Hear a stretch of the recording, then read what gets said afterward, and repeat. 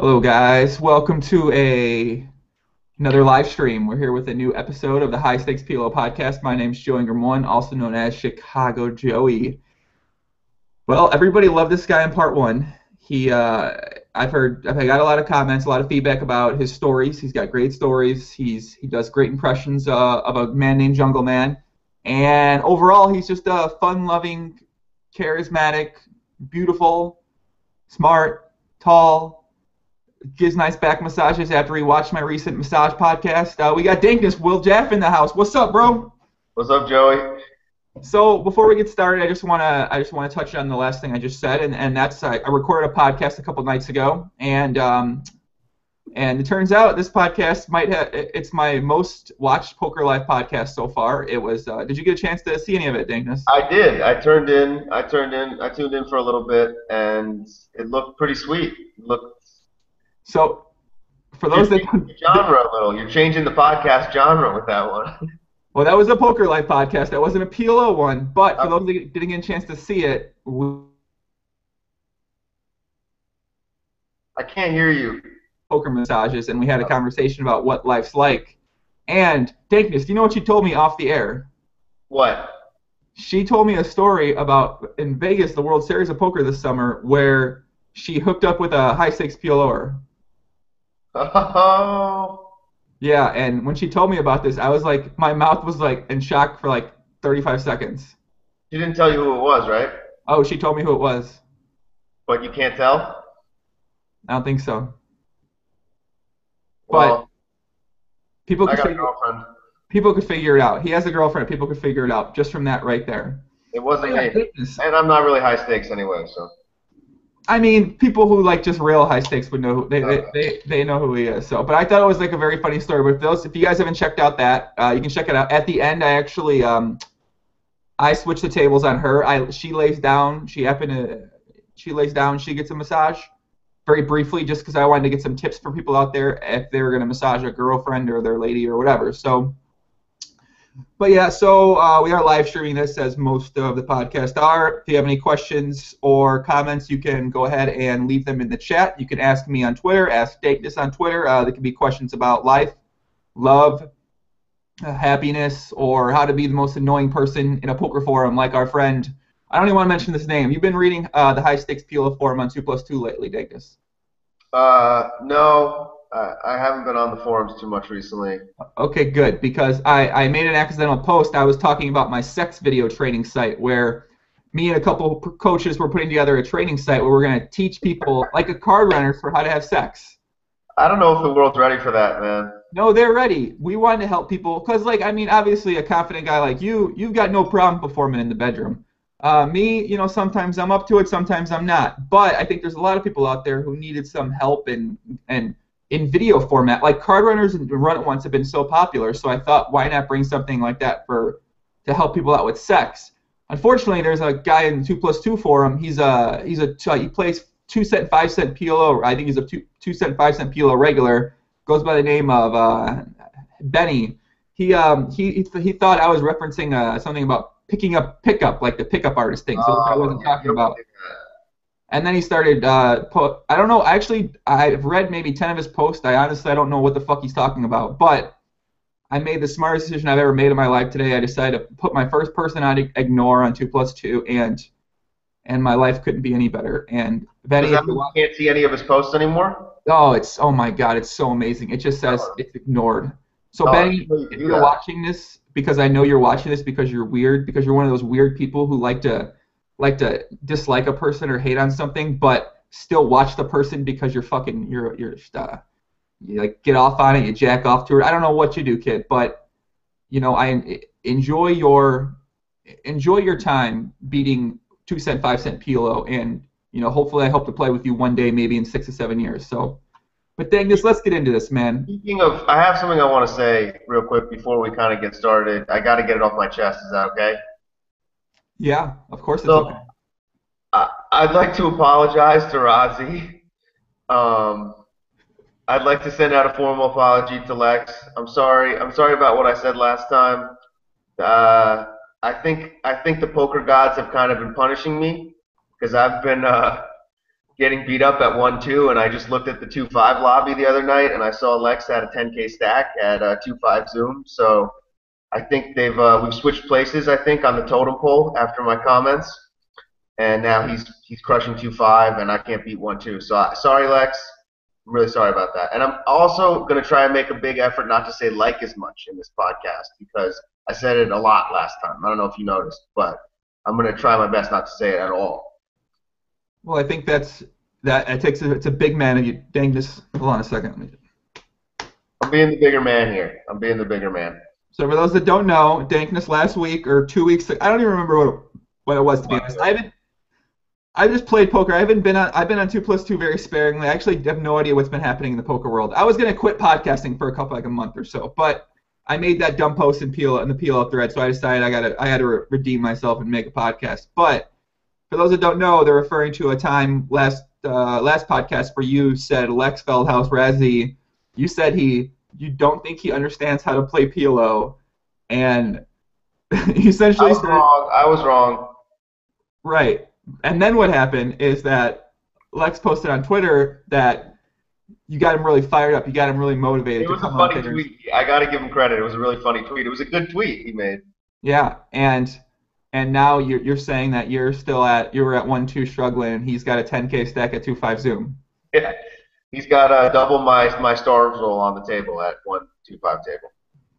Well, I guess he proved you wrong really fast then, huh? Yeah.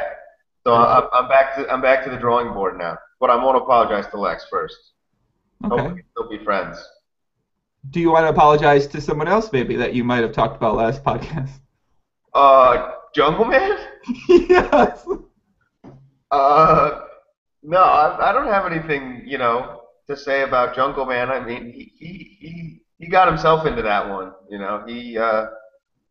his antics were I felt like, they needed to be that story needed to be told. People, So, for those that missed it, you were doing a couple Jungleman impressions, and every single person who watched that impression has confirmed that it's very spot on, by the way.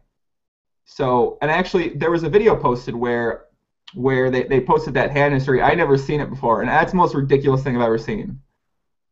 And oh yeah, in the party poker one. Yeah, I mean, just in case, yeah. in case somebody didn't see it, why don't you go ahead and just show them what happened in that video? Well, was it just the one where he was just like, ah, fuck, like he got really mad? Okay, we'll set up a scenario. I'm gonna be Brian Rast, and I'm also gonna be Dan Coleman. Okay. Okay. Okay, and then remember when it goes to you, you got to talk so it comes back on you. Okay. All right. So I'm Brian Rast. I need glasses like Brian Rast has in that video. Hold on a second. I'm Brian Rast here. Raise. And then Dan Coleman, hold on. Pretend I'm wearing a button-up sweater without a hat. Okay. How much you got? How much you got left, Jungle Man? I don't know. 100, 120. Okay. All right, I'm all in. Fuck! Ugh, how do you shove there? How do you shove there? What are you shoving? What are you shoving? What I mean? What? I fold. I don't really remember. I think that might have been accurate. Okay, though. I think it was something like this. He's like, "Argh!" He's like, well, that's such a good spot. Such a good spot. It's I mean, I can't do it as good as you. I'm not even gonna try. But oh my, I don't know, man. I don't know. I don't really feel bad about making fun of Jungle at all because, first off, he brings it on himself with those ridiculous reactions. Secondly, I was talking to my friend last night. I want to give a shout out to my friend Fosco. No one really knows who he is, but he's a fucking sick, really sick PLO player. And he thinks Jungle Man's like one of the best PLO players in the world. So I don't really feel bad making fun of the guy. Because he was one of the best Hold'em players in the world. Now he's one of the best PLO players in the world. He's probably one of the best mixed games players in the world. I mean, fuck him. Yeah. Shout out to Fosco, though. He wanted to shout out. Dankness, you're going to be a podcast pro. You're giving shout outs and everything now. I'm thinking about maybe starting my own podcast. I think we're all happy to hear that. I don't want to compete with you, though, so maybe we could work out some type of contract. It's okay. I got an idea, actually. Now that you mention that, I literally have an idea right now. Actually, with my sex training site, and we actually need a hot girlfriend coach who will coach people with a hot Oh, girlfriend. do you want me to tell you about how to get a hot girlfriend or what's it like, Wait, living with are one? you are you gonna tell us how you made up a story about a hot girlfriend for 3 years in the 2+2 forums, or are you gonna tell us a different story about an actual hot girlfriend? Um, no, I have a hot girlfriend, really hot girlfriend. Shout out to Abby. Um, love you, baby. And Oh, yeah, so about 5 years ago, I met her, and I never really had a girlfriend before her. wait a second, Dankness. I gotta stop you because 7 years ago on 2+2 in the small stakes forums, you kept talking about how you had a hot girlfriend. Everyone was like, That "Show was us 7 pictures of years her." ago. I wasn't even on 2+2 7 years ago. It was 5 years ago. Nope. My posts correspond with my meeting of her because I was very proud that I had a hot girlfriend, and I wanted the 2+2 community to know, that I had a hot girlfriend. Because you never had a hot girlfriend before. Exactly. And if there's one thing more important than having a hot girlfriend, it's telling other people you have a hot girlfriend, right? Yeah, if there's one thing, but nothing else is more important. I agree. Okay, so go ahead. Tell us about your tell us about the hot girlfriend. Well, I mean, my hot girlfriend's amazing. She's extremely smart. She's training to be a therapist, so she's literally doing the opposite of what poker players do, pretty much. She just wants to help people, and give back instead of take people's money, which is fine. I got no problem with that. I'm not Dan Coleman, by the way. I'm doing this interview. I have no problem taking other people's money. I'm not very good at it, but I try. But yeah, we met about 5 years ago. I was smoking a lot of weed. As you know, I'm Dankness 3, but I'm not really Dankness 3 anymore because I pretty much stopped smoking weed a little while after I started going out with her because I realized I was kind of a bad person. I wasn't very motivated. I wasn't very social, and yeah, so I got a hot girlfriend, stopped smoking weed, and look at me now. I can't beat one too, but I'm happy as a peach. So long story short, go out and get yourself a hot girlfriend if you're out there. It's the best move. Okay, so let's go back and let's talk about how does one guy get a hot girlfriend? Let's say we got a guy out there watching this right now. He can't get a hot girlfriend. What do you suggest? Okay, first step, and Be this is careful. probably Benny's gonna talk shit about you because he thinks you're a pickup artist now. So just be careful on your words, okay? I'm gonna Okay. first step you have to read. There's a great book out there. It's called The Game. It's to pick that book up. A pickup artist book. Okay, I'm you're just kidding. needling Benny. Don't do any pickup artist stuff. The first step you have to do is you have to stop smoking weed immediately, right now. If you got a bowl, you got a joint, you have to stop smoking it right now because weed makes you a little bit less talkative. And if you want to meet a hot girlfriend, you have to say something to her. So my advice would be the next hot girl you see, go up to her and say hi. Don't say I want a hot girlfriend or anything. Don't out yourself immediately, but just say hi and say my name's Benny. I don't know. I don't really know what to say after that, but if you say hi, there's a good chance you could lead to more conversation. Try and find things in common with them, I would say. Like if you both have like a nose or something, you could be like, "Oh, you have a nose. I have a nose too." And then you guys can like talk more about that and what type of smells you like and stuff. I don't know. There's just a lot of stuff to talk about. And when you're high, I don't know. For me, I never wanted to talk that much. So, shout outs to being not high. Shout outs to my hot girlfriend. Shout outs to Fosco. Yeah, I don't really know what else. I mean, could this go on your training site or we gotta Yeah, find. this is good. All right. Well, okay. So we're gonna role play a bit here. Okay. Another future thing of the training site. So we're gonna role play here. You're gonna be a hot girl. I'm gonna be Benny. Okay. So I'm gonna try to use those things that you just said. Find something that we might have in common, and then we're gonna go from there. Okay. So I'm walking up to you. Hey, hi. What's your name? I thought you were the guy. Oh shit. You're right. Okay. Never mind. Hold on. Hi. What's your name? I'm I'm Will. Amina. Hi, Will. Sorry. Wait. I'm the guy. This is getting weird, man. You should be the girl. No. I gotta be Benny. Okay. Okay. Hello. My name is Benny. What's your name? Okay, we start again. I'm Wilhelmina. All right. I like what? Okay, what do I, It makes okay, me what, feel a little uncomfortable, man. I don't know if I I'm want already nervous. How am I ever going to talk to a hot girl in real life if I can't even talk to a hot guy in real life or on the It's internet? better to start with a hot girl. The hot guy thing, I don't think will lead you to much except awkwardness. Okay, I understand this. You know what? I've never talked to a hot girl before, Dankness, but I'm empowered to try now. Thank you very much for empowering me, my No friend. problem. And I've gotten a lot of love on the podcast. The last one we had, I want to thank everyone. So this is just a little bit of me giving back to you guys. I appreciate you. The least I can do. Honestly, there are people out there right now that are frivolously taking notes. They're going to rewind that part and watch it 10, 15, 20 times, and when they get a hot girlfriend, they're gonna, they're really gonna thank you. And Yeah. that's a good thing about a podcast like this is that while we're playing poker, we're trying to take everybody's money, but during this, we're trying to give back. We're trying to help out. We're trying to inspire, encourage, motivate. Yeah. It's all about giving back. I mean, Dan Coleman, you can come on this podcast anytime if you're feeling, guilty about winning $15 million. Come on, give a little back. I'm sure Jungle would love to see you on here. Jungle, come on. Hey, I'd love to do a podcast with Jungle. We could see who sounds more like Jungle.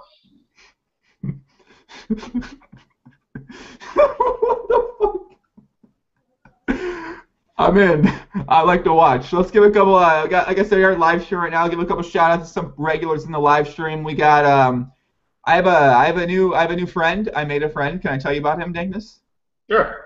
Okay, so he's 15 years old, and he messaged me on 2+2, and he was asking me some women tips, right? And he said he met older women, and he wasn't sure what to do next. So let's pretend you're 15. This happened. Let's pretend you're 15 years old and you meet a girl who's a junior in high school, right? You get her phone number. Where do you go from there? Let's assume she's hot, because then you'll know what to do. That's awesome, man. I really wish that I could be 15 years old again to do it, just do it all again. I think you get her phone number. I think I'd call her, see if she wanted to hang out by the pool. Maybe you get her in a bikini or a one-piece bathing suit, and then once you're in the pool, you start splashing around and just see where it goes from there. It's kind of like shot taking in a way. You're splashing around a bit. Yeah, you're definitely taking a shot, but it's a good lineup for you if you're in the pool and she's got a bikini or a one piece on. Chances are you're going to win and move up in stakes after that. All right. Hypothetically, let's pretend we don't have a pool available. What's our next step? Go. I was going to say go to the movies, but that seems like it could be awkward. Maybe I don't really know. If you're 15, you could go to like an arcade. That's an idea. I used to love arcades. I guess girls don't really hang out there. It might be a little creepy, but hey, if you get her there and she wants to hang out, then you're probably good to go. So I'm going to tell you my go-to move when I was younger. So I don't quite remember much about the time in my life drugs were bad, but I remember my thing was the movies, and this is what my movie strategy was. I try to pick a movie that wouldn't be crowded. I would try to sit in an area of the movie theater where there'd be no one around there. And then when the movie started, I would not take no for an answer, and I would just be relentlessly aggressive, trying to make out, touch her all over the place. And I got to be honest, Dankness, I might not do this now, but this had an amazing success rate back in the day. Really? What would you say the percentage was of success? Like, honestly, 85%. I swear, I mean, if you get them to the movie, that's the hardest part. I believe you. Yeah, that's true. And once you get there, they don't go there. I mean, when you're younger, you don't go to the movie with a guy to say no when he's trying to kiss you. You kiss True. him, even if you don't want to. A strapping young 6'4" lad like yourself. I get carried away, Dankness. We already established that last week on the podcast. Okay. 6'3", 6'2", 0.85. It's okay. But you're right. I don't know if I was that tall back then, but that was my strategy. Take them to the movie. You put their arm around them. You kick them in. You put them in. And then... I wish I would have had you as a coach when I was younger, because I never did that. Well, you probably shy, weren't you? I was a shy little guy. Were you like reg problems? Were you just kind No, of... it was never like reg problems, but I was shy. Okay. Well, a couple shout-outs to also people in the live streams. We got Tim Stone here today. Tim Stone, you know Tim Stone quite well, right? Yeah, what's up, Tim? He's for those that don't know Tim Stone, I do a podcast with him. He is Shout he out to lives Tim. the ultimate poker style. He lives the ultimate lifestyle you'd imagine you could live from poker, essentially. So I can't wait to have him on. We got we do have Reg Problems in the chat. What's up, Reg Problems? We got Shaq, aka Shaq Daddy, in the chat. Matt L, what's up? What's up, 15-year-old, Jack? what's up? I can't call the 15-year-old anything else but the 15-year-old. I can't call him by his name. 14, sorry, he's 14-year-old. I want to give a big shout out to Lefort just for being so jacked. Like I was watching his video blog last night, and I mean the dude's talking. It's impressive to like have muscles that big and still be able to talk and use all the big words he does. You know, he's talking about all. I thought to get like that, you literally just went to a gym and started picking up the biggest weights they have, and then the next biggest ones and lifting them. But he's talking how that's not even important. How you got to get like I don't even remember all the words he used, but I was just like, that's impressive. It's impressive shit, man. Real impressive. He's a smart dude. We love LaFort. For those that don't know, LaFort started a video blog where he's going to be doing more video stuff, teaching people how to get in better shape and how to take control of their lives from a food standpoint. Actually, since I started talking to LaFort, me and LaFort had a big conversation maybe 2 weeks ago where I was asking him, I was just firing small micro stakes food questions at him, just constantly left and right, and he was helping me out so much. So I spent the next 2 days just researching food. And since we had that conversation, my diet, I haven't ate one thing that LaFort would, I mean, he might maybe one thing, but I haven't ate anything that he would be considered bad. And I'm very happy with how my diet's going, and I'm going to start blogging about that and trying to help other people out, because I think taking over your diet's really a hard thing, and I'm doing okay with it, but I understand how people could struggle because it's so easy to eat a hot dog. I don't even know what a bad food is anymore, but yeah, I have to give one more. I have to say hello to my friend Sarah. She's a potential future coach at our training site. She's watching the podcast from her desk at work, and she's crying of laughter, but she's sad I'm neglecting her on Twitter. And I just want to say hi to Sarah. Sarah is a girl that I've hung out with at a music festival before, and she actually started talking to a guy who followed me on Twitter from the Netherlands. And now they send a bunch of nude photos to each other. And so I just want to let you guys know, if you follow me on Twitter, if you see a girl through my tweets and you're interested in wait, Sexting. Wait, people are gonna be able to figure who she is out now. Wait, sorry, Sarah, I'm sorry I ruined your game. My bad, but Sorry, Sarah. But I do love Sarah. She's a beautiful girl. She's funny. She's smart. She likes to dance. She's got a nice butt. She enjoys wearing knee-high socks. She's been known to give a good massage. I mean, I don't know, man. What have you been up to since the last time we did a podcast, Dankness? You been playing a lot? You losing or what? Yeah, I've been grinding. You know, getting real comfortable with all the 1-2 regs out there. Yeah, it's been a pretty rough 2 weeks since I insulted Lex, and I haven't been able to break through and get back to 2-5, which is it's pretty painful, I gotta say. But you know, I'm working through it. I'm reviewing hands and you know doing. Nah, I'm not really reviewing hands, but I'm you know just working through it, trying to you know watch some jungleman clips on YouTube. Smart. And I'm talking to my boy Fosco, who's giving me a lot of help on Skype. Big shout out to Fosco. And yeah, I mean, I'm just, you know, trying to get back to because I feel like 1-2 is just like, it's kind of miserable, you know? For sure. It's not that 2-5 is, in terms of stakes, is a massive jump, but in terms of like mindset and what you're doing every day and people you're playing, it's enormous. You know, you feel like a good person playing 2-5. I feel like a bad person playing 1-2. No offense to all the guys that grind 1-2, but you should be trying to get to 2-5, especially with the new rake I hear about. It's like you really should be trying to get to 2-5 and higher. The new rake? Did you just say?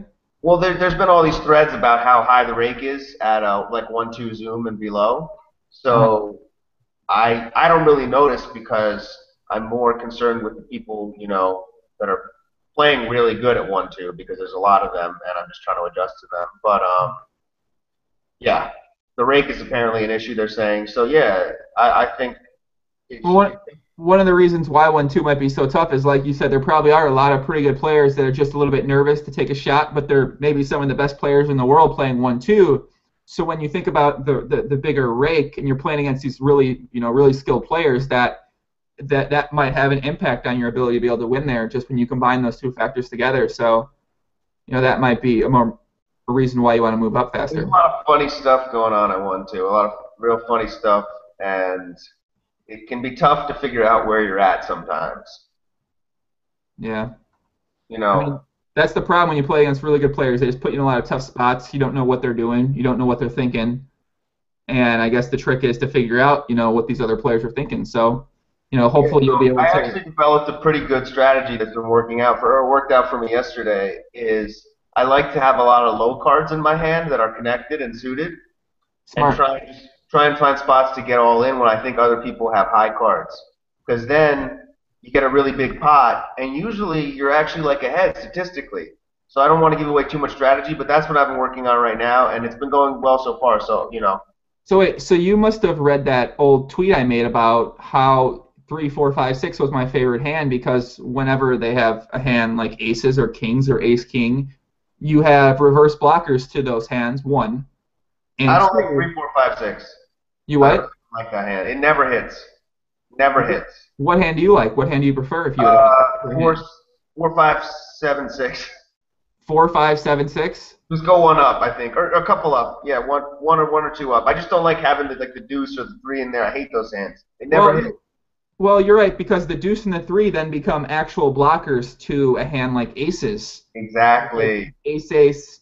I mean, you got blockers to some kind of ace hand, and I understand your point. I understand that you're a very big advocate of reverse blockers, and you prefer to have a hand that a high card hand can't dominate. So I got to think about this theory more. I got to run some sims. By the way, Um, like fuck high card hands. Like fuck all you tight regs playing your high card hands. I'm coming for you with my low card hands. We'll see how it works out. we'll see how it works out, buddy. I'm excited to find out. Yeah, I'm real excited actually. It makes me want to play. We'll get some update. Do you want to do like a live session here while we're doing the pod? No, I don't want to. I don't want to play. I'm trying to be more focused when I play. I don't want to. I want to focus all my attention into this. podcast? Yeah, this podcast right now. All right, what up? What up? Doc asks, "Am I sick? Where's my tank top?" Have I explained? Well, all those dress code comments people were giving me are really taking effect on me. So I'm done with Got a tank hat top. on? You got like a little thing on your finger? What the hell's going on? It's called a broken finger one Dankness. It's been this way for 6 fucking weeks now. Okay, it's almost healed. Secondly, I'm turning over a new leaf, guys. I'm a hoodie kind of guy now. I'm gonna wear hoodies, button-up T-shirts on here. I'm gonna wear hats. I'm gonna wear scarves. I'm gonna wear glasses. I'm trying to take my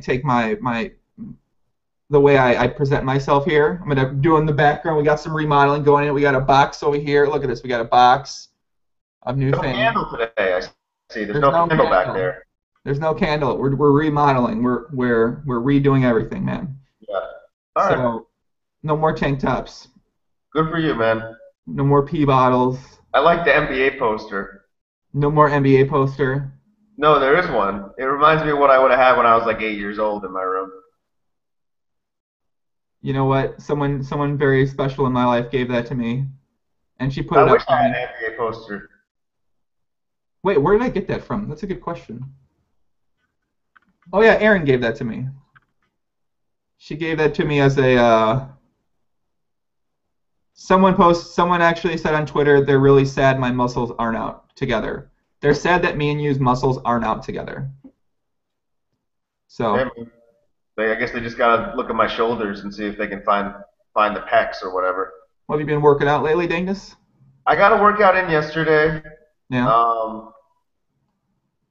Nowadays, if I wanna get inspired, I just pull up a video of Lefort in a tank top, and that's pretty much the only motivation I need to go into the gym and do a couple bench presses or whatever. But no, I wish I worked out more. Working out is great. Like it feels really good. but You I know don't how really. you can get like Lefort? I would never want. I'll be honest. I would never want to be as jacked as Lafort is because I don't really feel like it fits my personality at all. Like I would feel like I was like trapped in Arnold's body. You know what I mean? And I'm not Arnold. I'm Dankness. But I got to give him a lot of respect like that. It's like a well-oiled machine that obviously took a lot of time and effort and research and food studying and you know all that Muscle type of stuff. simulations. Yeah, so I gotta give him a lot of props, but I would like to have more of like who do I think of? I was gonna say a jungle man body, but I don't really want to have a jungle man body that much. I I guess I What? Why would you want it? What do you mean a jungle man body? What are you I don't talking know. about? I feel like Jungle Man could just like rip off his like button up one time and just somehow be really ripped because of like not from working out at all, but just from yelling a lot and cursing and you From know what I quick mean, contractions in his muscles or what? eating Doritos. Yeah, he could just be like a fucking beast under there, but no, I don't know. I just working out's great though. Like I love working out. I wish I did it more, but I'm pretty lazy. That seems to be a common theme with you, laziness. Yeah, I'm a pretty lazy person. Um, yeah, what can I You think say? that's one of the reasons why you're currently struggling at one too, that from this laziness you talk about? Yeah, yeah, I would say I'm running bad, but no, I'm actually I might be running good, but laziness is definitely an issue if you're trying to beat poker, I think. So why don't you stop being lazy then? Um, I guess being lazy is kind of fun. Um, it's just relaxing. Relaxing. There's Interesting. not a lot of stress involved in being lazy, so. That's interesting. That's interesting. Okay. Well, I don't have any follow-ups to that question. Let me go back to my list of notes, a list of topic notes. We're getting some interesting comments today in the live stream. By interesting, I mean terrible, but we're getting some comments. Bruty, aka I'm not going to say his with this weird name he's got in the chat. I don't have anything to say about him actually today. Judas Marks, what's up, man? Nice to see you here. Jose Campo, you know him. What was his? Do you know his? What was his his poker stars names? He played a lot of full ring. The guy from Argentina. Uh, progressive? No, Jesus, not progressive. The Mexican, the gat guy. No, not progressive. Sir Freddy? 83? Definitely not Sir Freddy. That guy's. You know, Sir Freddy played PLO for a little while. Um, nah, I'm not surprised. Word on the street is he was the second worst Poker Stars regular behind at PLO besides a guy named Dale Rue, who's currently not on the team anymore. So it's Sorry. yeah. What's this guy's Jose? What was your name? Because you played a lot with Jose. Like you played a lot with him. Oh yeah, I think there was only one or two regs from Argentina. I It think was I know. not Pisco. It was the other guy. I think I know. I think I remember his name. He was pretty good. Yeah, I thought he was good too, but I can't remember his name. But he's in the chat. He says hello. Phil, did you see a recent? There was a recent post made in the high stakes thread where someone said that on a recent podcast with me and WCG, which by recent he meant like 6 months ago, that I said that he said if you're listening to Joing Room's podcast with WCG without directly saying it, they were inferring a high stakes game would run around Phil Galfond. Like he obviously isn't considered a fish, but certainly one of the worst regs in the top PLO games. Yeah, I've heard there's been a lot of Galfond hate going on. Like someone in one of your last podcasts was saying he's not good anymore or I something. didn't even say that though. What the hell, man? What's going on with all this Galfond hate? I was not directly inferring. I don't even know what that meant. Phil Galfond is the leader of my life. I bless him in the morning when I wake up. He's like the Buddha to me, and I just want to set the record straight. I was not saying that Phil Galfond would be a I'm not sure the word I'm looking for in a game, but someone did say that about him on a recent podcast, right? Yeah, my friend was telling me someone was like saying he shouldn't be making training videos or something because he's not beating the games or something ridiculous that was absolutely retarded. So whoever said that, he said it was like a Scandi player, I think. So, some Scandi dude said that. And I'm assuming it was a Scandi dude who's probably like playing 1-2 or 2-4, hating on the Godfather. Maybe it was your mom. Oh yeah, it was your mom. You're right. No, what he was saying, he wasn't saying that Phil couldn't beat. He said he wasn't actively playing in the games, so he thought it wasn't right that he was like he thought it was bad from an unethical standpoint. Where why is he making all these videos if he isn't actually playing in the games right now? Basically, Oh, does that but make more sense? he does play in the game some. I'm pretty sure he still plays a fair amount. And Yeah, I mean, I'm not sure if he. I don't actually know if he does. I haven't had those. I mean, I haven't even looked at those games in a very long time, so I don't know. But I think that was his point. His point wasn't that he thought Phil was bad. His point was that he thought that he just shouldn't be like making all these videos if he's not playing and then teaching people how to play if he's not staying up to date with what's happening in the games.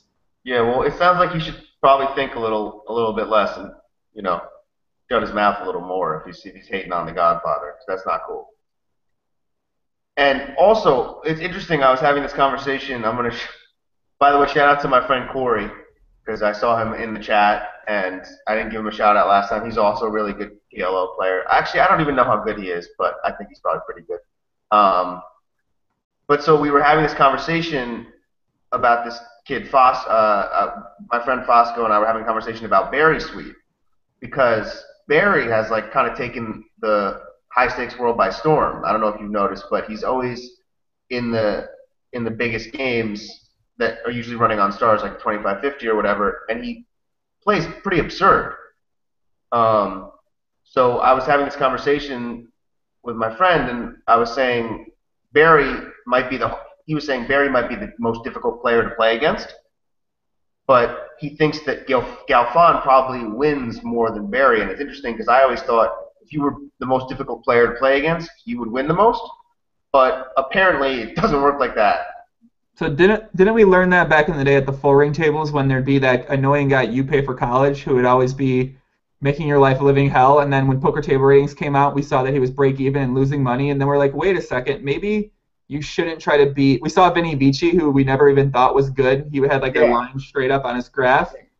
So that's when I realized back then that it doesn't matter if you're hard to play against. It matters if you win money. yeah, it's true. It's true. So you said you were talking to who about that? Cory Kilpatrick? Is that who's in the live stream? No, I saw him in the chat. I was talking to my buddy Fosco about it.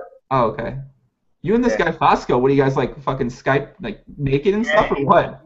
he's my number one Skype man's right now. He's giving me Is he your hot girlfriend? Is this your hot boyfriend you mean? Or what did you yeah, mean he's by a good looking dude. He's I think he's shorter than me too, so it might be like a good match because my girlfriend's actually taller than me, so that gets tough sometimes. do you ever wear like heels? Like man heels? I got a pair of Air Max 90s once, and they actually have like it seems like they have a little platform in them, but they didn't feel comfortable. So most I just wear flip flops and I just live with the little man complex. How tall are you?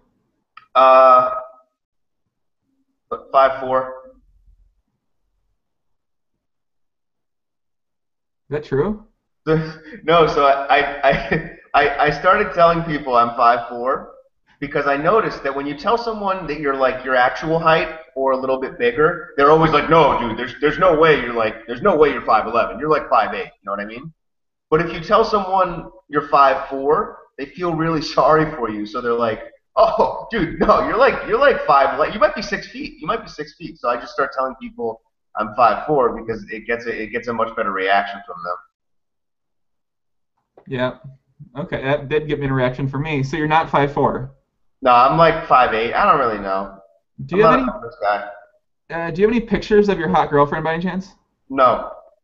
Why would you not have a picture with your hot girlfriend on I Facebook? don't want to. When I used to post in the threads, everyone was like pics or GTFO, and I was like, no, I don't want to have my girlfriend circulating the internet forums. That's the last thing I want. I want to keep her completely separate from this world. So no pics. Sorry, man. Wait, you don't have a picture of her on your Facebook either. I don't really go on Facebook anymore, and she literally doesn't have Facebook. So no. What kind of hot girl doesn't have Facebook? Um, The type of hot girl that has become a hot girlfriend. So, on a scale of 1 to 10, how real would you say this hot girlfriend is? 11. Huh. I'm currently looking through your Facebook photos to find proof of this hot girlfriend. She's not in there, but if you go way back, you'll find some really funny photos of me when I smoked a lot of weed. Well, Dankness, I gotta tell you, I found your girlfriend. Currently, in this bracelet photo that you have online when you won, there's a girl to your right. That might be her. And her name happens to be tagged as your hot girlfriend. So I found it, and I can confirm that you have a girlfriend. All right, good. I can confirm out there, guys. This is me confirming it. But let me look. I can't believe you won a bracelet. What a fish. I know. I can't really believe it either. I don't think anyone who knows. Wait, you're kissing her in this photo. God damn, you're right, man. All right, I agree. You're right, man. She's tall. She's kind of taller than you. Dang. What a hot girlfriend you got, buddy. Congratulations, man. Thanks, man. Appreciate Congratulations. It. Wow. Okay. So I have on my list. Do you have any other stories you'd like to tell? People really liked your stories, man, and I don't even know where they came from. It was just they were just stories. I was just thinking, like, this podcast might kind of suck because I used all my stories up the first time. Well, that's the people were like, I need more stories. I want more stories. I was like, well, how many stories can this fucking guy have? I mean, he can't have a million stories. Those are like my really good. I mean, those are my really good poker stories. I mean, the jungleman one is really great. Yeah, I think I used them all up. I might have to go back to the drawing board. Well, that's okay. Just think about some more stories for the next time. But yeah, like I said, there are people in the live stream. I can confirm he has a hot girlfriend, and Confirmed. It's made up. I wouldn't lie. If it was a fake girl, I would definitely say it, but it's been confirmed that is a hot girlfriend. So we're gonna talk some poker here. This isn't gonna be as long as our normal podcast because I have to worry about eating. And what is the? Hold on. I'm looking at my notes here. So since the last episode, you've gotten a lot of feedback from you being on the first time, correct? Oh yeah, it's awesome. I mostly from people I think at the stars tables that they'll just say, "Hey man, I liked your podcast," which is it's really cool to know that people like enjoyed it. I wasn't really sure. They might not like this one as much because I don't have the stories, but hopefully it will be similarly enjoyable to watch this one. Are there a lot of stars regs who said they saw you on the podcast? Yeah, I would say like almost 10 I think have said something to me in chat about it. Really? Yeah. And then Alexo just, I think the guy hates me. I don't know what his deal is, but he doesn't speak English very well, and he all he does is say like mean stuff to me. So, yeah, he was the one person who we got negative feedback from. I see. Someone said my hair looks like shit. I can go to the bathroom and do my hair. It'll be done in 2 seconds. Jamie Armstrong. Okay. Jamie, what up, Jamie? Shout out to Jamie. Do you know him? Yeah. Fuck you. Tell him that. Hey, fuck you, Jamie. For him. Relay the message for me. I think my hair looks pretty good today. I kind of did. I put my hand in it before, so fuck you, Jamie. I think your hair looks cool. Tell Jamie to chug a beer, pussy. But you know about Alexo18, the guy you mentioned. You know, I think I think sometimes it's hard when you grow up with rich parents because, you know, who are successful businessmen, because then it feels like it's pressure on you to have to do something great with your life. And here he is, you know, stuck in this land of playing PLO. He's not a good PLO player. You know, he kind of lives off of his parents and off of a tournament score he had a couple years ago. So I mean, he probably he's got all this anger built up in him. That's why he posts in 2+2 these angry things. That's why he posts on Twitter these angry things, because he knows he can't really live up to what his parents expected when he was born. So I mean, I completely understand why he has mean things to say to somebody like you with a hot girlfriend, somebody like, you know, says things to somebody like me, says things to a guy like the Montreal heads-up Canadian Mafia. You know, I understand where he's coming from. You know, just try to put yourself in that shoes. If you were a disappointment to your parents, you know, wouldn't you feel pretty bad? You'd be mad, right? Yeah, Yeah. yeah. Guy still sucks though. Yeah, I mean, I'm not saying he doesn't suck, but it's just I'm just trying to I sympathize with him, you know. I feel bad for the guy. So Yeah, I guess that's it's very silver linings of you. That was very silver linings playbook of you. yeah, I mean, you know, I'm just trying to we're helping out. We're trying to get back here in the podcast. You know how it is, man. We're trying to get back. We're trying to. Just his story just makes me sad. So did you see a recent post I made about on a video on the aces versus aces hand on the one drop? Yeah, that's also my friend Connor who lost that hand. It's Okay, so you saw the post I made, correct? Let's go. yeah, and you got a lot of negative feedback from some MTT pros. Right. So let me go ahead and show this. Let me go ahead and show this here real quick. Okay, so this is a hand posted on YouTube. It's the aces versus aces hand, and someone posted that poker's still alive by the comments. So I posted this comment. I said, I don't get this. Why doesn't he wait until the river is the fourth heart to fold his hand? Why go all in before you know what is coming? Moron. And so some of the comments were, this one really was interesting. This comment actually made me a bit angry. I don't know if you are intentionally trolling an ignorant person, an asshole, or just confused. You should do some research before posting a comment like this. And then someone said, I'm a professional poker player, yada, yada, yada. And he said, okay, asshole, he got me. Does this fool have really nothing better to do? Build a bigger bankroll and play more tourneys so I know who you are. That was the best comment. I agree. It was a pretty amazing comment. And then someone else would point out, and I'm ICM folding ace-ace there all day. LOL Dankness, fucking whale. I don't know what EAD means. And I just wanted to point out that I think when he holds blockers, when he has aces pre-flop, when he holds blockers to aces and ace-king, it's a good spot to slow play his hand and just call. You know, because then when he ends up on the river, the fourth heart comes, it makes a pretty plus EV fold. And I mean, because, you know, when you hold reverse blockers to a nut flush or to even any flush, it's way more likely your opponent is going to then hold the flush themselves. And I was just kind of trying to point that out to the people. But yeah, you really sparked up this thread. yeah, but I found it rather interesting that he suggested I build a bigger bankroll and go play tournaments. Now I see why you won that bracelet because you wanted respect from guys like that. Is that correct? Yeah, I was thinking about this last night. I really suck at tournaments. Like I'm horrendous at this point. But yeah, the bracelet was cool. That was a lot of fun. I got really lucky to win that. Um, a funny story is here's a story I remembered was a couple years ago, the year after I guess I won. My friend was playing with a kid at a table, and they started talking, and my friend asked the kid where he was, you know, staying to play online poker, and the kid said Costa Rica, and I had lived in Costa Rica, so my friend was like, do you know Dankness 3?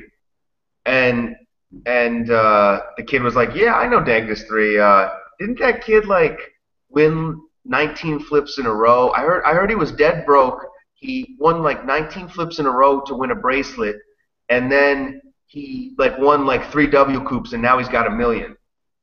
And it was really funny because I wasn't dead broke before I won the bracelet. I didn't win any W coups after it, and I might have actually won 19 flips in a row though, so that was probably true to win the bracelet. But Someone was making up things about you, huh? tournaments are just a completely different game. I don't even know how people do it. Like I was railing the Super Tuesday a little last night. And this guy, I don't want to out him, but he was in the Super Tuesday final table, and they were talking about a chop. And this guy wins everything online. Every week I see him with a 6-figure score, and they were talking about a chop, and he wanted a little more money from the other players, and the other players said no. And and he was like, all right, let's just play because I want to, if I want to win an amount that will get me out of makeup. And I was just like, I felt like he was serious though. And that's the thing about tournaments. It seems like you win all this money and you're in makeup. You know what I mean? That's my understanding of tournaments. Unless you're someone like Cory who just goes out to Vegas and wins 1 or 2 every summer. But other than that, yeah, I think tournaments are probably a pretty tough way to go. Which Cory are you talking about right now? There's like Cory Kilpatrick. Oh, well, I didn't know you were talking about him, but yeah, last time. He's in the chat. That's the only Cory. I don't talk about any other Corys.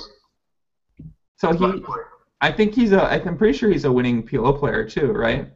I don't know. There's no poker table ratings. I have no idea. Cory's a very good PLO player. I think he's pretty good, yeah. The reason I said before that I wasn't sure if he was good was because I haven't talked too much strat with him. But I would assume, knowing from his personality, that he's very good at PLO because he's a very nice person and he's very funny. So have you been talking strat with Lex? Is that why you now say that you think he's good at PLO, or what? Have you been running simulations together? I would love to talk strat with Lex. If I could get hold of his Skype, I would definitely be down for that. And maybe he's a good player. I mean, I don't know, but my apology still stands. If you get a 10K stack at 2.5, you got to be a good player, right? How could you get a 10K stack at 2.5? You're not a good player. That is a good point. Actually, that's a very good point. You know what I mean? Yeah. Just got to look at the results. Someone asked a question. You might be able to answer, Dankness. Matt Burton asks, what's the etiquette when you're playing multiple tables heads up with somebody and they're playing so slow? Do you say in the chat, play faster? I don't play heads up. He does it. So you've never played heads up before? No, I'm really bad at heads up. It requires way too much thinking and analytical decisions and game flow stuff. So I'm sure Cory would be able to answer that because he plays a lot of heads up. He's a pretty good heads up player. I'm going to kick you off and get him on the. Get him on the next one. He's a funny guy, real funny guy. Maybe if I do another podcast, I might get him on, my friend. We might have him on. I'm not sure. You know what's funny about that bad beat, that aces versus aces hand? What about it? Is that people don't really understand how much of a bad beat it actually was. Because tell us more. Well, I know Connor. Really good dude, also really good player. He plays mostly tournaments, but he's also very good at PLO. And we were hanging out a lot during the summer. We were bowling a lot. And the night before the one drop, we were bowling, and Connor was in a 25K satellite to the one drop that night. And he won the seat. It was like him and Eric Lindgren, I think, each won seats.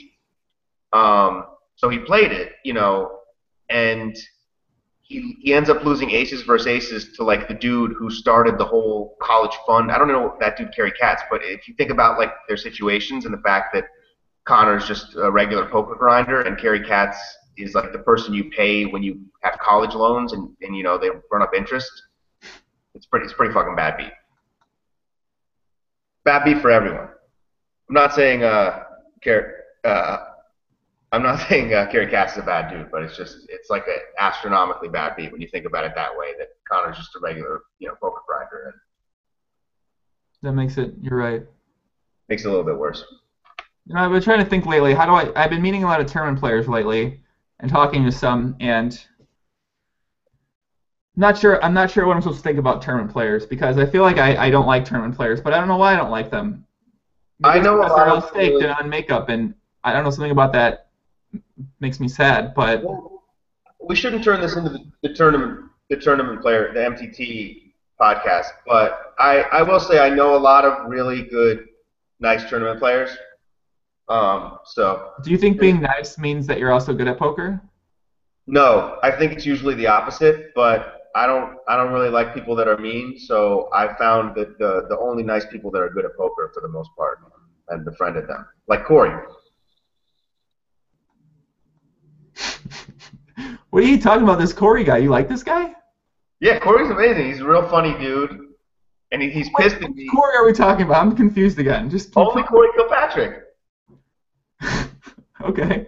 So can you tell us more about him for the girls out there listening? A big strapping gentleman. He when his dream of playing D3 ball kind of fell through to the wayside, he started grinding, and now he just comes out to Vegas every summer, has a couple 200K scores, and then he's pretty good at PLO too, and crushes. He plays basketball, you said. Yeah, he's very good at basketball. He's got a very smooth jumper. Really? He would beat your ass. Can I get odds on that? How Destroy you one-on-one. Absolutely destroy you. destroy? Okay. I've never seen you play, but I can tell just right now that he would destroy you. Okay. How is he much taller than me?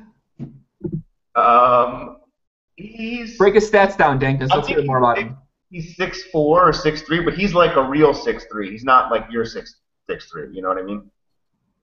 Dude, I'll get the measure out here right now if we got to get it out here. It's fine. How would you know you got some sick height memory? Well, set up some 5'2". How would you even know how tall somebody is?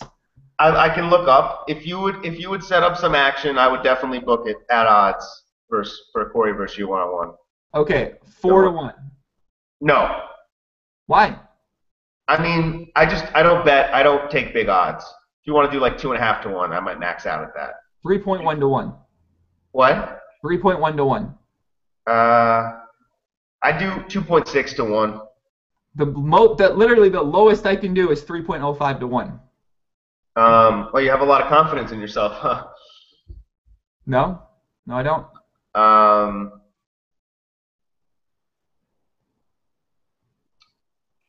We'll talk about it. Sounds Maybe get good. the bread going. Sounds good. What if he breaks a leg during it? Do I win? Not saying that would ever happen, of course, but what if one of us gets hurt doing it? If he gets injured, you automatically win. So don't pull like a Tanya Harding on him. What if Reg Problems comes in and pulls a Tanya Harding on him? No, I don't want to see anyone get hurt. Just not worth it. Okay. That makes sense. I'm just thinking about it more. I really gotta. I'm gonna give you a topic to talk about, then I'm gonna go to the bathroom because I have to go to the bathroom and I don't want to use. Be quick, because it gets weird when you leave and I'm just talking. Why does that get weird? It's just weird. It's hard to explain. I don't understand why that's weird. I know Lefort said it was weird. Ansky thought it was weird. These guys are a lot smarter than me, so it's clearly weird. You're a follower, aren't you? You follow the pack, huh? No, I'm definitely not a leader. But so I would say I'm a say something, you just go with them, right? No, it feels weird when like you leave and then I just have to talk and. So anyway, give me the topic. I'll try it. Shout out to Escobar. What's up, man? Escobar is an interesting fellow. Do you know Escobar from the poker forums? Yeah, I've heard about him. Yeah, I think so. High stakes. He posts a lot in high stakes. No limit. Back in the day. I think something like that. Cory says he's 6'4" and 3/4. Yeah, he's a big guy. He's definitely. Yeah, I think I'm out. I'm out on this. Probably just get out. Just be on good. I'd like to see it though. I'd like to see it too, but I can't play. The only people I issued a half heads up PLO, half one-on-one basketball challenge. And the only people that have taken me up on it have played like professional basketball of some kind. Then also play PLO. Asani Fisher. I just want to play a noob. I guess I'm not Asani. He I'm sure he would too. But I want to play like I started playing. I played when I was younger, but I didn't start playing again until like 10 months ago or something like that. So I want to play a guy on the equal. I'll take you up on the challenge. You what? I'll take you up on the challenge. See, that's what I mean. I want a guy like Dankness, a nice 5'4" guy to take me up on the challenge. So. I think I could definitely beat you one-on-one. At basketball? Yeah. No chance. I'd probably be willing to bet on it. No, you can't. With fouls, it gets iffy, so we can work something out. You can't beat me basketball. No. I'll give you 2 to 1. All right, I'll take it. Okay. I'm looking up a basketball highlight tape right now of somebody. Played at college? I'm not playing this guy. You guys are fucking insane. All right, so talk about how somebody should approach life after they break up with a girl, even though you wouldn't know much about that. Give what you think it should be. And I'm gonna go to the bathroom, okay? Unless you want me to pee in the bottle right here, I'll do that too. No, that's cool. You can Okay, go. go ahead. Talk about what you think a strategy should be if you. Yeah, that's all I got. Go ahead. Um, I don't know. I guess you should just try and hook up with every girl you can if you broke up with a girlfriend, because now you're single. You could also just go the other route and go into a total life of solitude and become like a monk or something for a while and try that route out. Yeah, I think that would be my two. All right, Dankness, way to hold that down. That was a nice addition for your No own problem, podcast. man. You did well, my friend. Anytime you want to piss, I got you. We're back. Eat, sleep, PLO. We're back. The tank top's on. We're ready to go. We're ready to go, my friend. So one of the recent new big things going on has been this guy Gus Hansen. You ever heard of this guy Gus Hansen before? Um, he's like a big Finnish soccer player that just started playing high stakes a while ago, right? You trolling? Yeah, it was a joke. Yeah, I know Gus. Gus is okay. Do you have any Gus Hansen stories from times that you might have seen him or party with him? Um, so this one time I was in Ibiza and I was just randomly there with my friends at this. It was the only time I've ever been to Ibiza. We went to this insane rave, and it's just like the most insane thing I've ever seen. It's like EDC on crack and steroids. There's half naked chicks everywhere. There's like, you know, there was like a fountain of Molly where it was just shooting Molly water everywhere, and you could just run into the fountain kind of and catch it. And I kind of like I'm walking with my friends, and my friend goes, I got access to this VIP section, um, and I'm like, all right, let's go. Let's go. This is awesome. So we go through this massive series of tents. There's like security everywhere. We're getting full pat downs. We finally get to the back, and there's like this kind of quiet room in the back of everything. And there's like, all these hot chicks kind of sitting around talking. And then in that back room, there's another back room. And I open the door, and there's just like an incense candle lit, and Gus Hansen is just meditating 4 feet off the ground in air, levitating. And that was my only Gus Hansen story. Hmm. Well, wait, were you really in Ibiza before? No, I've never been. I want to go though. It sounds like an awesome place. I can tell you. I'll give you one tip if you go to Ibiza. If you go there, don't get a girlfriend there because you know about. I tell you my Ibiza story before. Have you heard it before? I think I've heard it before. Doesn't sound like too much fun. No, it was sad. So I'll tell you what happened. So we went to this place called Ushuaia, which was my favorite nightclub. It's like an outdoors nightclub there. And I was trying really hard. I met this girl in Canada who I really liked when I test drove a Ferrari. And while I was there, I started talking to a person that worked there, this woman. It And sounds similar to the documentary that ADZ made. I don't know if you ever saw that.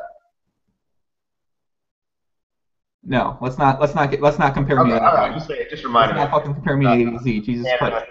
Okay.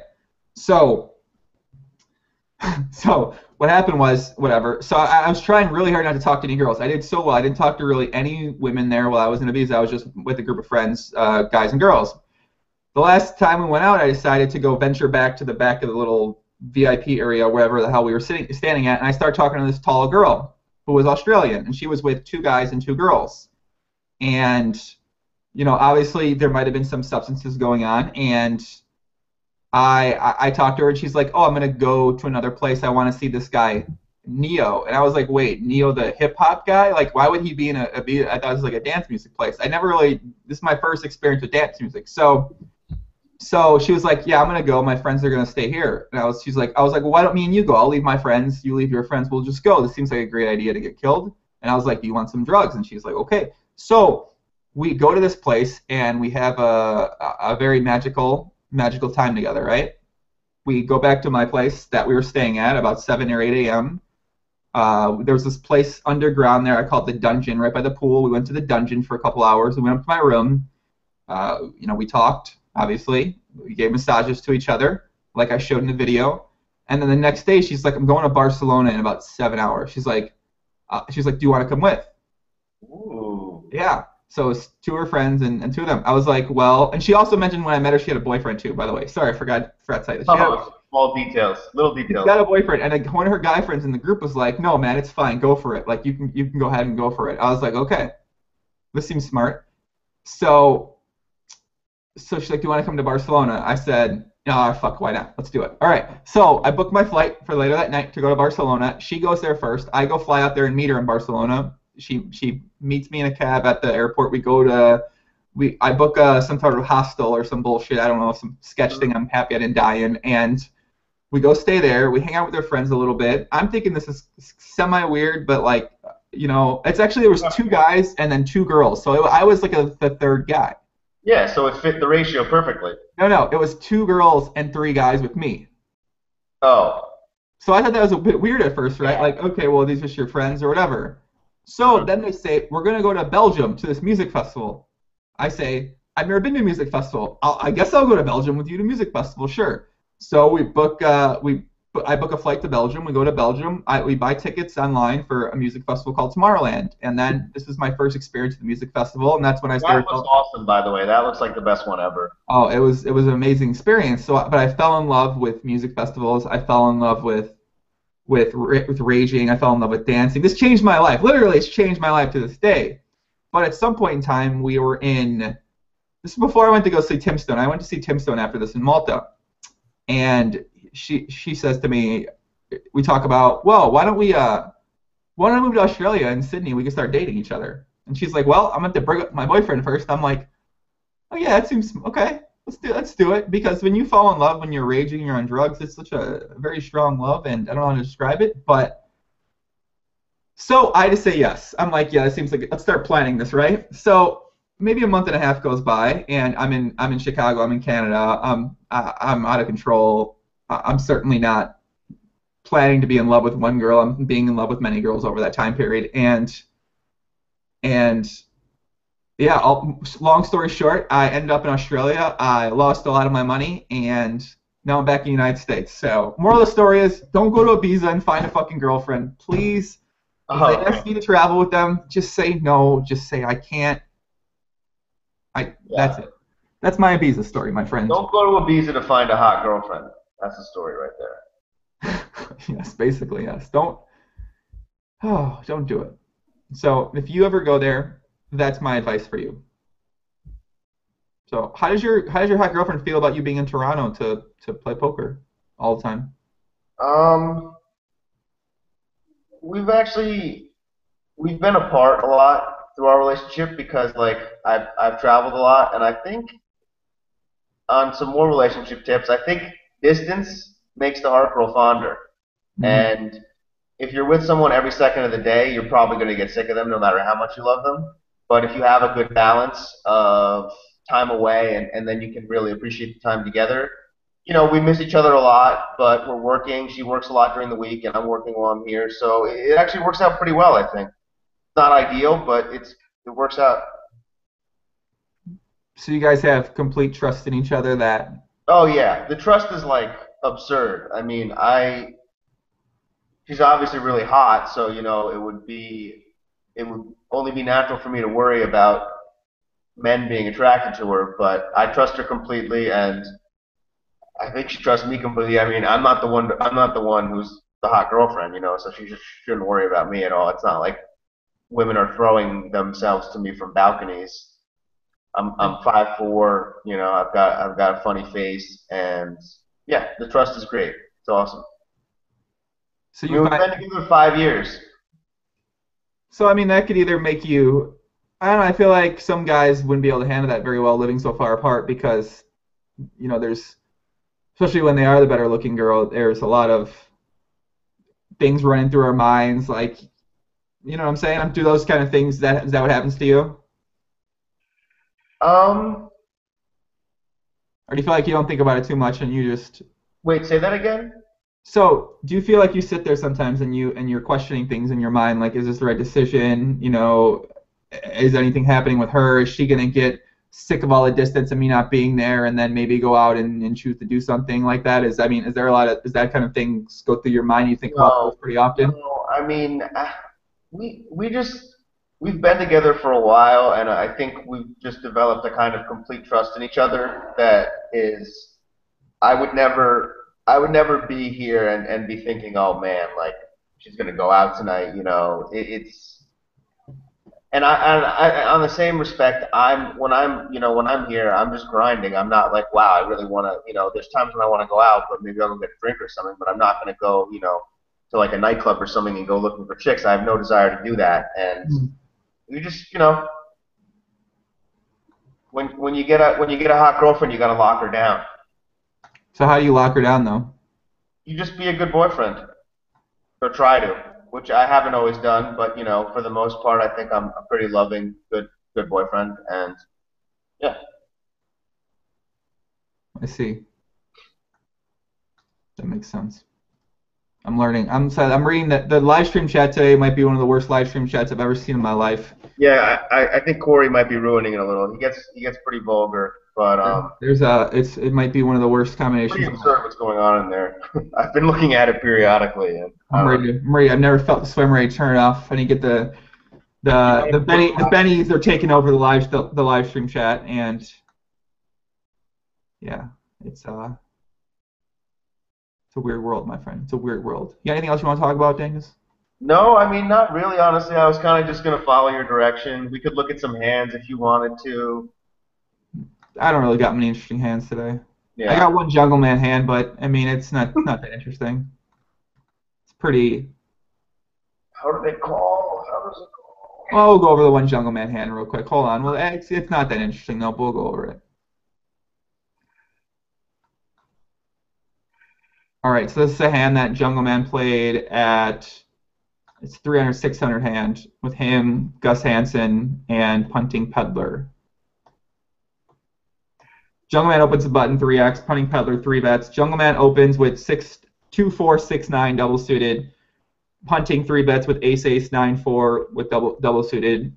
Ace 9 diamonds, ace 4 clubs, and Jungleman calls. They're 100 big blinds deep. They're $60,000 deep at 300, 600. The flop comes down king 10 2 with 2 diamonds. So punting-peddler flops nut flush draw with a backdoor straight draw and an overpair and blockers to queen jack and no reverse blockers that I can see. Always got reverse blockers to backdoor hearts.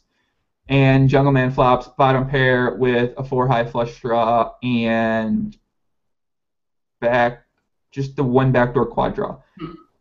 So punting-peddler goes ahead and decides to c-bet 8,400 and 12.6k, and Jungleman decides to commit himself by potting the flop with his bottom pair flush draw, and they get it all in. And I don't think it's that interesting, but someone asks, I don't play much PLO, how standard is Jungleman's play here with a bunch of bottom 2 pair and 4 high flush draw outs? I mean, yeah, it's I think it's standard. It sucks for Jungle because punting-peddler's like blocking all of his pair outs. But yeah, I think it's standard, right? This is I mean it seems standard enough. And it's Jungleman. I mean, you know he was like, how can he call? How does you think Jungleman thought he would fold? Thought he would fold aces? I thought he was gonna fold. Jungleman was running equity calculations in his head, and that was the only hand he could call with. So Jungleman was. I wish I could have seen Jungleman's reaction to that. How does he have aces, double-suited aces with the flush draw and just blocking all my outs? It's the worst-case scenario. Well, that's probably what happened, but I don't feel bad for Jungle. He's up like $1 million this week. I couldn't. This is the hands I had to come up with. I went through for a little while. I saw a couple hands. Ansky sent me one hand where obviously Odd Odson sun moded and won a huge pot of 25-50. But yeah, not many really interesting hands this week going on. Yeah, and I saw that Ansky and Jungleman were playing heads up last night. Ansky and Jungleman were playing? Yeah, they were playing 50-100, and Jungleman won a bit, and then Ansky quit.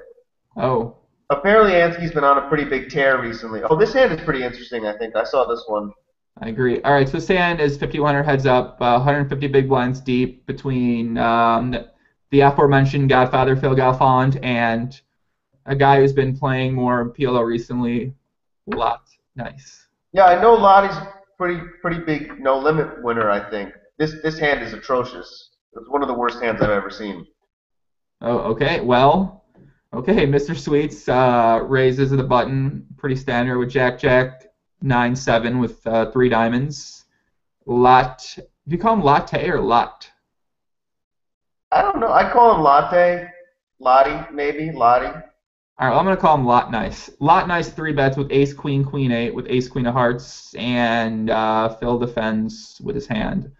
The flop comes 10-7-5 with 2 hearts. So Lottenice flops an overpair with the nut flush draw, and Phil flops an overpair of jacks with a gut shot straight draw, and pretty much it. Yeah, I Lottenice mean, checks, Phil checks. The turn's an ace of diamonds, which just improves Lott's hand to now a pair of aces. He wants, and he still has a nut flush draw. He checks, and Phil once again checks. The river's a 7. What the fuck's happening here? So the board's Ace 10 7 7 5. So Lottenice decides to value bet his Ace Queen Queen 8. He bets 900 into 1800. Phil raises to 3100 with his trip 7, so he makes 3 sevens on the river, and then Lottenice re-raises to $11,000, and Mr. Sweets calls. So basically, on the this hand, Lottenice decides to slow play his nut flush draw and overpair on the flop. I guess that's debatable. And then the turn, he once again decides to check again. Still don't know. I mean, okay, I guess I can see 1 check, but 2 checks. it's horrendous. The whole thing is horrendous. He played every street wrong. And then in the river, he makes a bet size where he probably thinks he's inducing. I mean, I don't know if he thinks he's inducing more often than he's actually going to be inducing in this situation. I don't know. I don't know if his plans was his plan. He was hoping to induce to go all in or some shit. He's hoping to get a 7 to value raise him, and then he can bluff him. I think he's just trying to value bet and get a call from a worse ace or something. I have no idea what he's doing. I mean, and then he decides it's time to rep aces. Well, I guess the point is, I just don't think he's inducing as often as he might think in this spot. Well, regardless of whether or not, if he thinks he's inducing a bluff, he should just call. You know? Well, for sure, but without getting to that part of the hand, I mean. The hand is just so terrible. First off, I mean, he obviously can check raise the flop, but it's better to just bet the flop. I mean, this is a flop that Galfond might raise a decent amount with like semi-bluffs and stuff, and he has really good equity whenever he gets it in on the flop. The turn he should obviously bet too, because it's just and then the river is the worst part about it. It's like he's repping absolutely nothing. I don't want to get into too much strategy, but it's pretty much one of the worst hands I've ever seen. It's okay. It's okay. It's okay, Dankness. All right, I'm back now. Calm down. Took a couple deep breaths. You know how you feel. This isn't one of the worst hands I've ever seen, but it's an interesting hand. It's interesting. It's interesting. It's interesting. That's all I gotta say. I'm not sure. I'm also not sure if he would bet aces or a7 that size on the river, but that's another story for another time, my friend. Another story for another time. That's another story for another time. I hatched sideways. I look like a gangster now. So I got nothing else to say, man. The live stream chat bringing me down today. There's a lot of stuff going on in there. PLO chat bringing me down today. I'm just not. Yeah, I'm out. Not excited anymore today. All right, man. I'm gonna go eat. I need to go grind 1-2 anyway and try and get increase my net worth. All right, Dank Daddy. We'll be back soon, my friend. Yeah, man. And Bye. I saw Reg's problem said he might want to do a podcast with both of us. So if you want to do that sometime, maybe like we're railing Ross Luke or something, I'd be down for that. We'll see. Goodbye. All right. Good luck.